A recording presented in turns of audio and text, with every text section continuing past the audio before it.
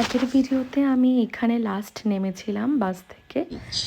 পরের দিন ভোরবেলায় আমি আর আমার হাজব্যান্ড বেরিয়ে পড়েছিলাম সমুদ্রের পাড়ে। এটা না আমরা গিয়ে পৌঁছেছিলাম যখন হোটেলে, জাস্ট ব্যাগটা রেখে আমরা বেরিয়ে পড়েছিলাম হাঁটতে হাঁটতে ওল্ড দীঘা থেকে নিউ দীঘায়। তারপর ভোর হয়ে গিয়েছিল, আবার ঘরে গিয়ে ঘুমিয়ে পড়েছি, ঘরে হোটেলে গিয়ে। তারপরে দুজনে আবার বেরিয়ে পড়েছি একটু সমুদ্রের পাশে গিয়ে, যাতে ঘুরবো, একটু আশেপাশটা দেখবো।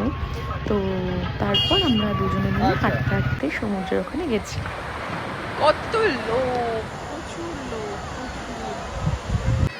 আর এখানে মিস্টার রাইচ এখন জুতো খুলছে। ইনি এখন স্নান করবেন না, ইনি আস্তে সাবধান। আমরা এখন নামতে চলেছি জলে। তারপর অনেক প্রচেষ্টার পর ভিডিওটাকে অ্যাস্থেটিক বানাবো বলে কত প্রচেষ্টাটাই না করছিলাম, কিন্তু যাই হোক, যেটা আমি বিফলই হয়েছি। আমার দ্বারা অ্যাস্থেটিক আর হয়ে ওঠেনি, এক ফ্রেমে দুজনে আসছিলাম না। যাই হোক, অনেক মজা তো করেছি, দুজনের সময়ও কাটিয়েছি, একটু আনন্দও।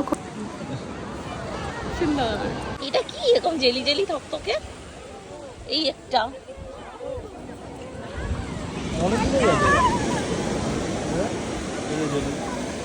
হ্যাঁ, এগুলো কি জেলিফিশের জেলি? সমুদ্রের মধ্যে এই গোল গোল টাইপের এরকম জেলি জেলি মতো ভেসে ভেসে আসছে। আমি তো বুঝতেই পারছি না জিনিসটা কি। কারোর যদি জানা থাকে একটু বলবে। অনেকগুলো আছে এরকম। দেখো সন্দীপ, তোমার আর আমার ছায়া দেখো, তুমি কত রোগা, আমার ছায়া কত বৃহৎ। এই ঘোড়া ঘোড়া ঘোড়া বেচারা খুব দৌড়াচ্ছে, খুব দৌড়াচ্ছে, খুব দৌড়াচ্ছে। এই যে আমরা অনুসন্ধান করে ফেলেছি, এগুলো কি? এগুলো তো সব জেলিফিশের ডিম। জেলিফিশ প্রচুর প্রচুর ডিম দিয়েছে এখানে, অজস্র। হ্যাঁ, এগুলো হচ্ছে সব জেলিফিশের ডিম।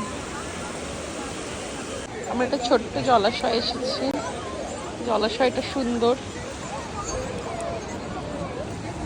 আসো পুকুরে। পুকুরে নামবে না? পুকুরে নামবে না? এটা ছোট্ট পুকুর। সন্দীপ ভাই খুব গ্লেজ দিচ্ছে বলো। তুই দেখো, গ্লেজি গ্লেজি। এখন আমরা যাচ্ছি মোহনা।